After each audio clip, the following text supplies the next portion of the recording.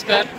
सर्व शेतकऱ्यांचं पुणे कृषी किसान प्रदर्शनमध्ये सर्व शेतकऱ्यांचं सहर्ष स्वागत. आपलं प्रोडक्टचं कंपनीचं नाव आहे श्री बायोटेक गांडूळखत प्रकल्प निर्मिती बापूस उघडी परवाना जिल्हा कोल्हापूर.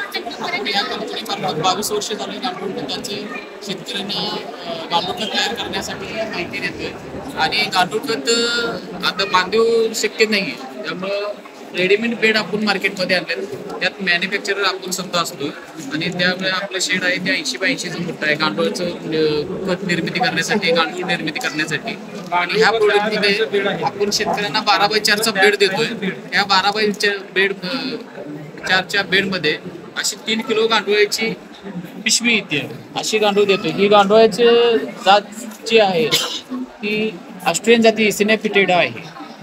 हे 12 बाय 4चा बेड 3 किलो गांडूळ हे शेतकऱ्यांना त्यांच्या घरी जाऊन त्या बेडची माहिती, बेड कशा पद्धतीने करायचं, गांडूळ कशा पद्धतीने तयार करायचं, सगळी त्यांना माहिती देतोय आपण. यामध्ये गांडूळाचं खत सुद्धा निघते, गांडूळ कल्चर तयार होतं. गांडूळाचं लिक्विडचं जे पाणी असतं त्या पद्धतीने गांडूळाचं जे पाकिट आहे अशा पद्धतीने ते पाकिट तयार केलेलं आहे आपण वर्मिवॉशसाठी. ते वर्मिवॉश, हे कल्चर आणि हे बीज आणि अशी ही 3 किलोची पिशवी आपण शेतकऱ्यांना जाग्यावरती जाऊन देतोय.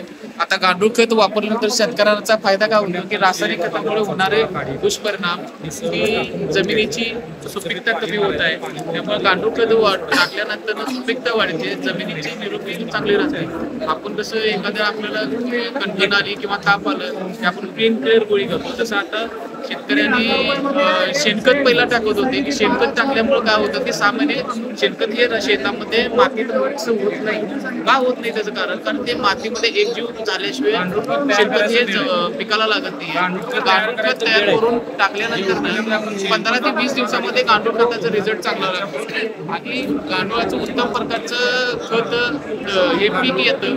पीक आल्यानंतर वर्मिवॉशचं जे पाणी आहे ते आपण जसं 20 ते 30 लिटर पाणी मारतो, त्यानंतर 20 मिली पाणी बाहेर पडतं. शेतकऱ्यांनी महत्वाचं लक्षात घ्यायचं आहे की आपण जे गांडूळ खत शेडवरती पाणी मारत असताना 30 लिटर पाणी म्हणलं 30 मिली पाणी बाहेर पडायला पाहिजे.